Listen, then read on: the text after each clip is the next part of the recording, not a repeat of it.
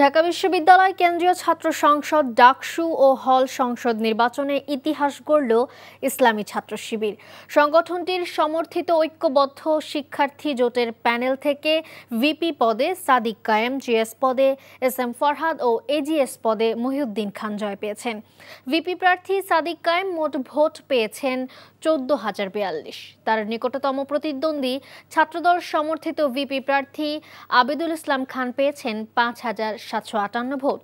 GS পদে SM Farhad vote পেয়েছেন 10,794। তার নিকটতম প্রতিদ্বন্দ্বী ছাত্রদল সমর্থিত শেখ তানভীর বারী হামিদ পেয়েছেন 5,283 ভোট। আর ভিপি পদে আরও যারা প্রতিদ্বন্দ্বিতা করেছিলেন তাদের মধ্যে স্বতন্ত্র প্রার্থী উমামা ফাতিমা পেয়েছেন 3,389 ভোট।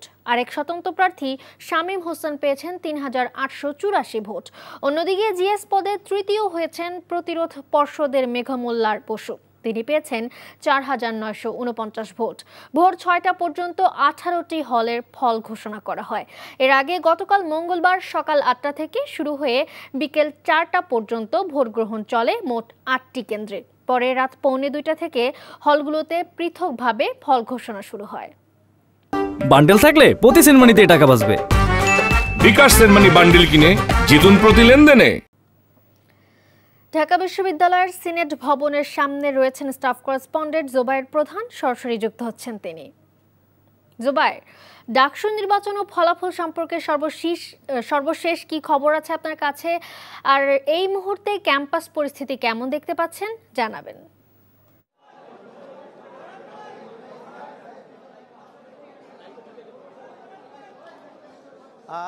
মালিহা, কিছুক্ষণ আগে আনুষ্ঠানিকভাবে ডাকসু নির্বাচনের যে ফলাফল সেটি কিন্তু ঘোষণা করা হয়েছে এই সিনেট ভবন থেকে, যেখানে আমরা দেখেছি যে শিবির সমর্থিত যেই ঐক্যবদ্ধ শিক্ষার্থী জোটের যে যারা রয়েছেন তাদের একক আধিপত্য কিন্তু এখানে রয়েছে।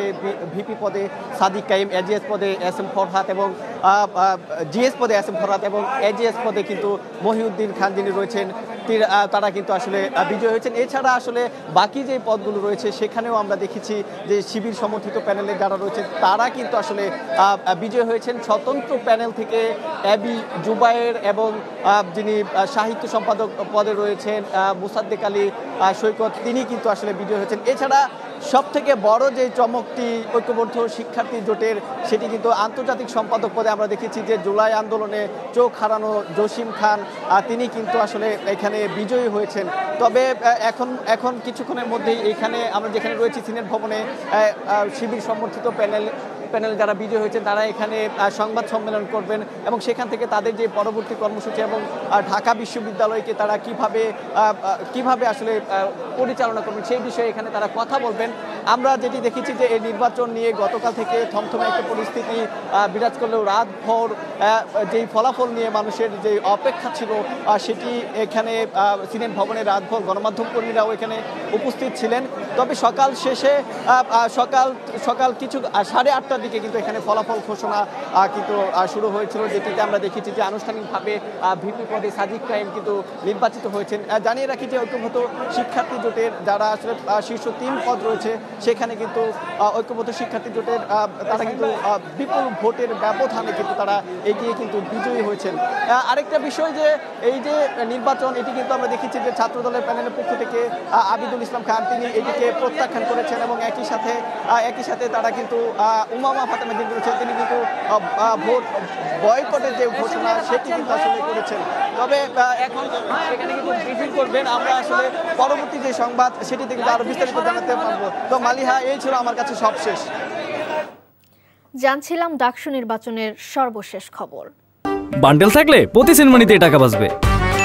বিকাশ সেনমানি বান্ডেল কিনে জিতুন প্রতি লেনদেনে।